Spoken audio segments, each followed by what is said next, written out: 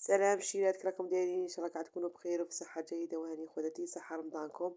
اليوم جيت باش ندير معاكم هاد الحلوى التاليه تاع العيد ان شاء الله.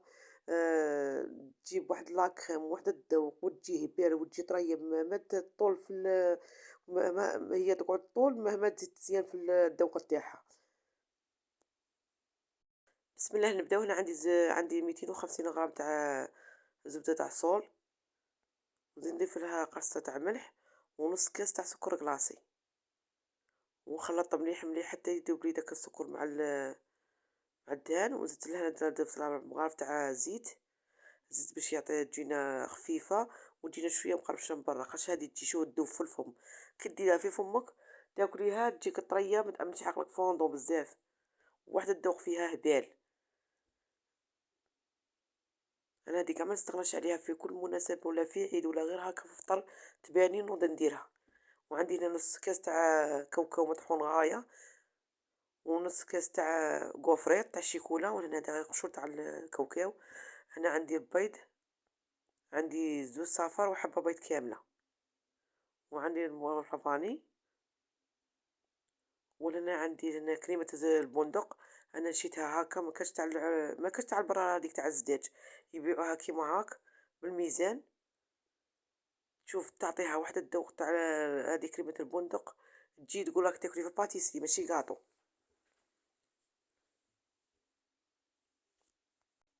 ضفت لها نص كاس تاع مايزينا، وقد مغرف صغيرة تاع قهوة تاع خمارة، مقولهاش خمارة بزاف. ايوا نقعد نرون فيها مليح من الفرينة درت لي هنا واحد زوج كيسان ونص، وحدة الفرينة تاعها تشرب. العجينة اللي نخلوها طرية ما نقصحوهاش، غادي نديرها في بابي فيلم ونخليها تريح في الفريجيدير واحد ربع ساعة ولا نص ساعة. ونجو باش نصنعو لاكخيم باش نديروها تاني تبرد مع شوية الحموض تجي لاكخيم تاعنا تبرد لنا. هنا عندي زوج مغارف كبار تاع زبدة، وزوج مغارف تاع زيت، وزوج مغارف تاع سكر كلاصي.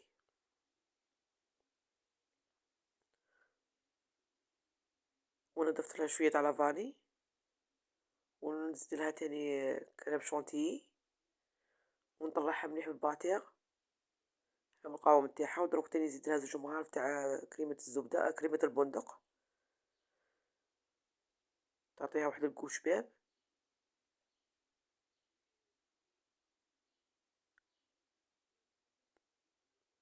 من بعد اللي خلطتها مليح دروك غادي نخليها في الفريجيدار تبرد تشد روحها غاية، خاصها يشوفوا من الحمر راهي جارية شوية.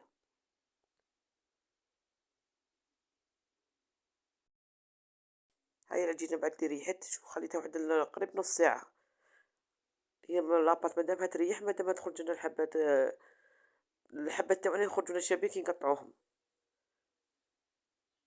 دونك نجيب ورقة زبدة ولا ورق بلاستيكي ولا نحطها عليها ونقعد نحل فيها، ما نزيدوش فرينة باش ما تقصحناش. ونقعد نقطع فيها هذا قطع المدور، تبغي تقطعيها بشكل مربع ولا الطابع اللي عندك ديري بيه. بصح هي اللي تجيب هادو حلوة الكاستيل تجيب الطابع هذا المدور.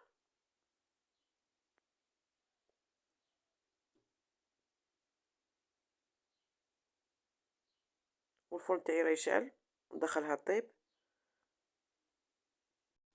هاي الحلوة تاعنا بعد اللي طابت شو كي جات دايرة، حمرتها شوية وخلوها تبرد غاية باش نديرولها كريمة الزبدة. دروك نديرلها كريمة الزبدة في الوسط.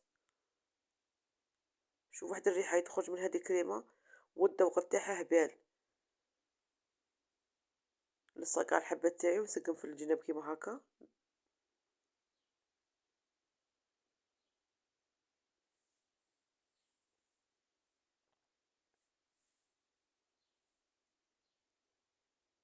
نكمل كاع الحبات تاوعي.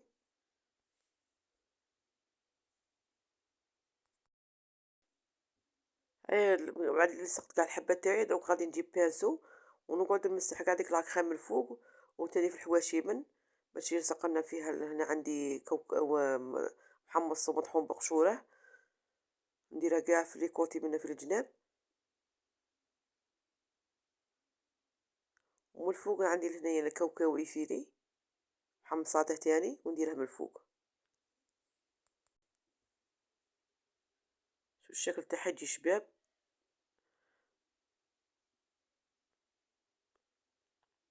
نزيد معاكم الحبة التانية، ندير قلت لكم ندير لا كريم كاع من الفوق، نديرها نشبعها شوية بلا كريم شوية من الفوق، بصح في الحواشي ما نقويلهاش بزاف غير باش يسقلنا داك الكاوكاو.